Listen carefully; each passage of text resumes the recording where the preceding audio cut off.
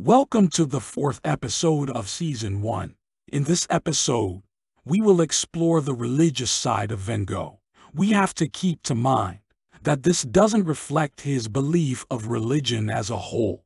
This was his obsession with religion at one point in his life, which would change later. Later in life, he would become very less dogmatic and more existential in philosophy.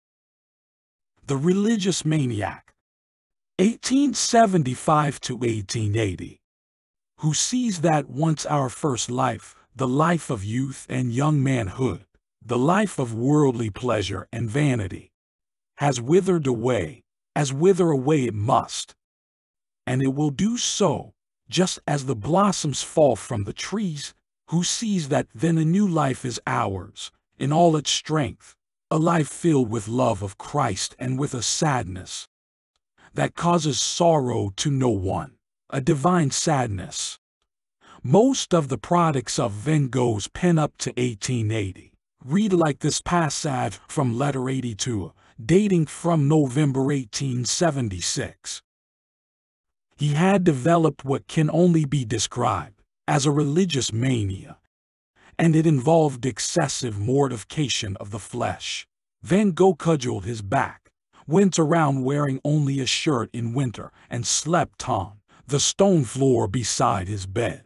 It was as if he wanted to catch up on his forefathers' piety and was doing it at double the normal pace. Vincent lacked experience with women, and one unfortunate love seems to have given him a considerable jolt. 6 months previously, he had nursed a secret love for Eugenie Lawyer, the daughter of his landlady in London, and when at last he dared to tell his adored young woman of his feelings, he proved to be too late. Another man had got there first. Thwarted relations with women were to devastate Vincent's emotional life at later periods too. At the time of his rejection, about the end of 1873, Van Gogh's behavior underwent a complete change.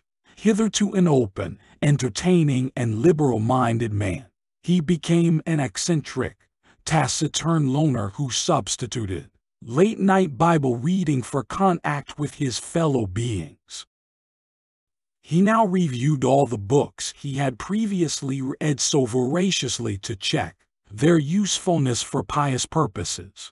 In the tone of a preacher, he instructed Theo, Letter 36, do not read Millet or any other book, but the Bible till we meet again at Christmas.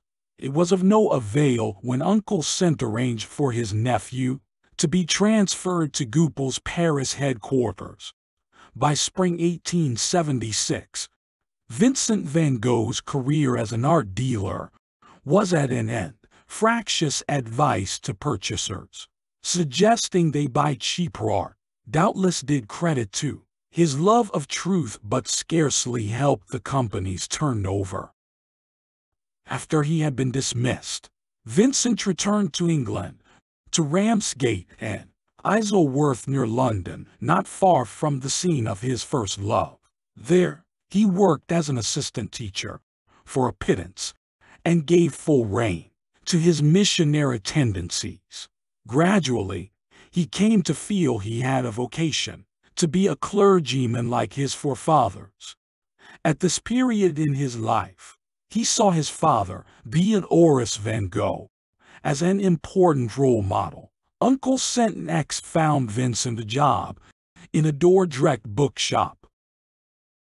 But what had once been Vincent's pronounced taste for books was now no more than blinkered biblical fanaticism, and he would sit in the bookshop storeroom translating the Dutch version of Holy Scripture into English, French, and German. Van Gogh had a considerable gift for languages.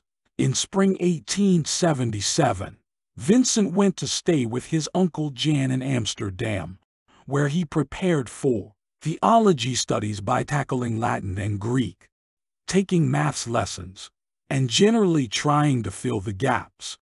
He felt his apprenticeship period had punched in his education. Vincent's plans to study came to nothing, and he broke off his preparations before risking failure in the entrance examinations.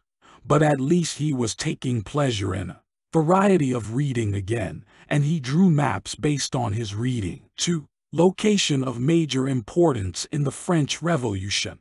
After Jules Michelet's study or the travels of St. Paul, for instance, Van Gogh's heady piety was based on imitating Christ.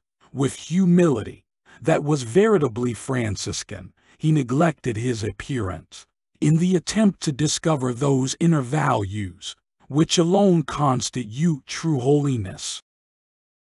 He took Thomas à Kempis's devotional work, The Imitation of Christ, as his text, and identified with St. Paul. He adapted his motto at this time from St. Paul's second epistle to the Corinthians, in sorrow yet ever joyful. Repeatedly he glossed the words in letters written during this period.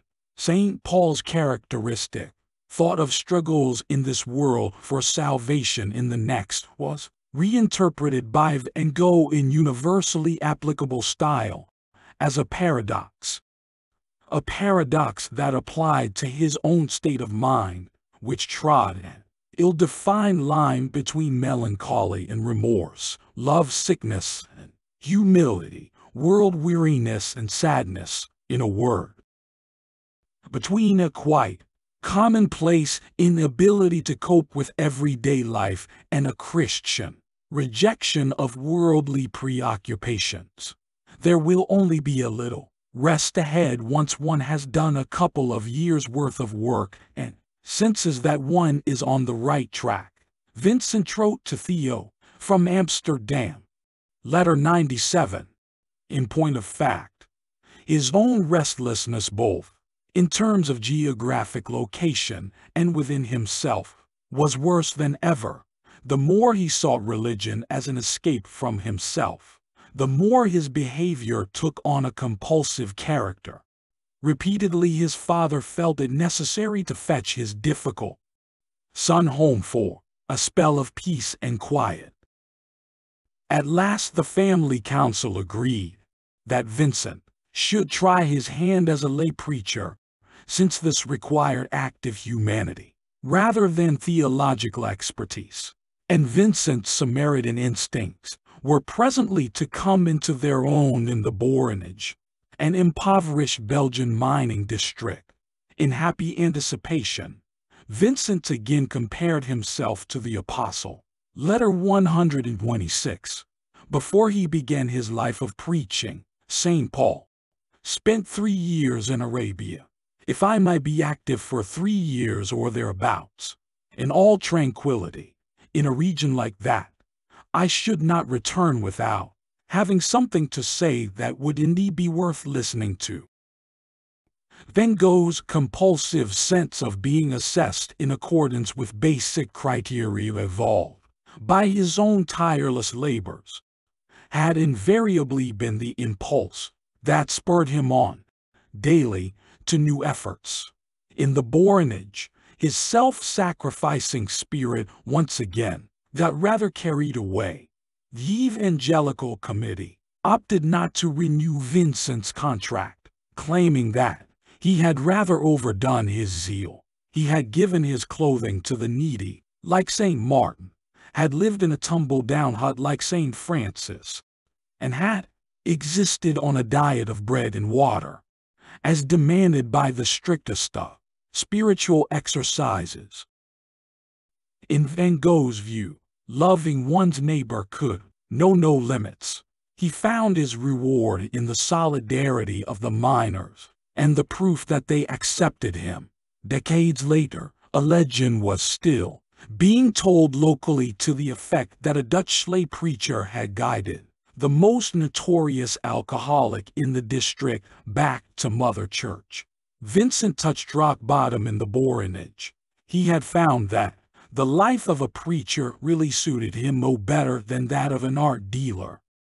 Now he was living without any income among the poorest of the poor, a standing reproach to the middle classes. Even Theo was daunted. From October 1879 to July 1880, their correspondence was interrupted, and it was not till Vincent finally accepted one of his brother's postal money orders that the silence was broken. In his reply, Vincent van Gogh proved to be a changed man, stripped of illusions, his head cleared, and with a new vocation: art. We will learn more about the religious nature of Van Gogh in the next episode. Please do subscribe to our channel and be a part of the life journey of Vincent van Gogh.